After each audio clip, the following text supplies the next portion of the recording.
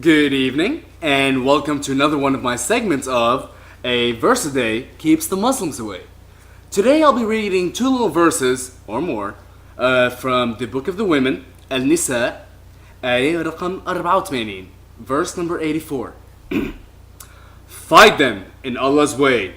This is not imposed on you except in relation to yourself and rouse the believers to ardor.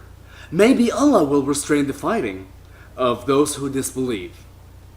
And Allah is strongest in prowess and strongest to give an exemplary punishment.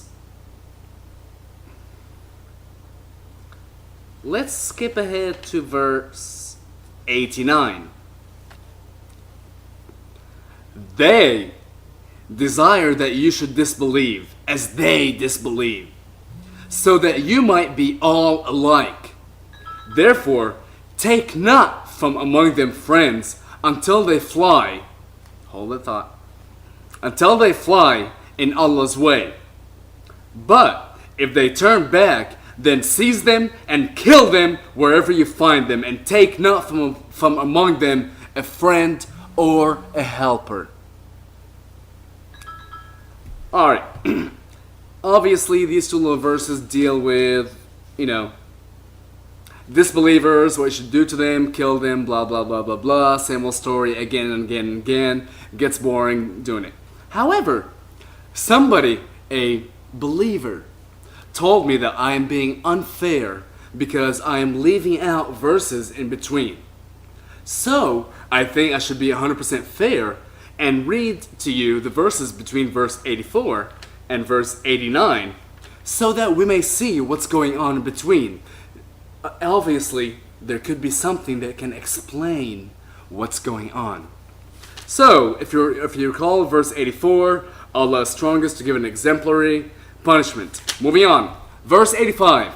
Whoever joins himself to another in a good cause shall have a share of it, and whoever joins himself to another in an evil cause shall have the responsibility of it.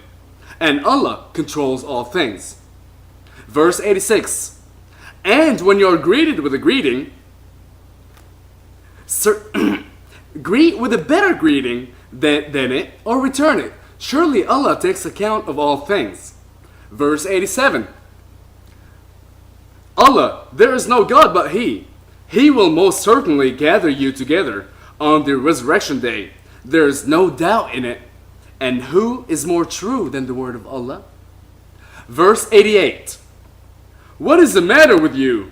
Then you have become two parties about the hypocrites, while Allah has made them return to unbelief for what they have earned. Do you wish to guide them, whom Allah has caused to err? And whomever Allah caused to err, you shall be by no means find a way for them. And then goes back to verse 89.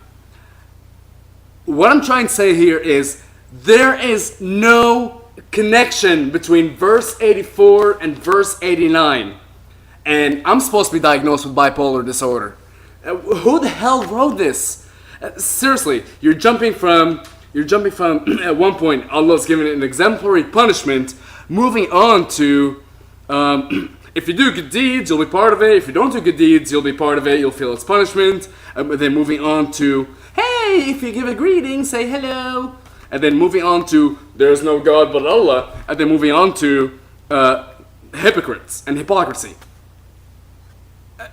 What's going on here? Seriously, what the heck? Okay. Obviously, we've realized, for you who wanted for me to read in between the verses so that I'm not missing out on anything, as you see, we're not missing out on anything.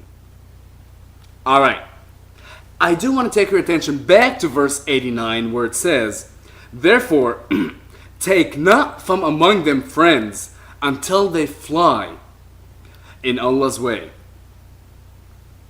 I am certain that back in the 7th century, people couldn't fly, and there's probably a different way. Maybe it should have been fled or flee, but let's look at the Arabic version. Shall we?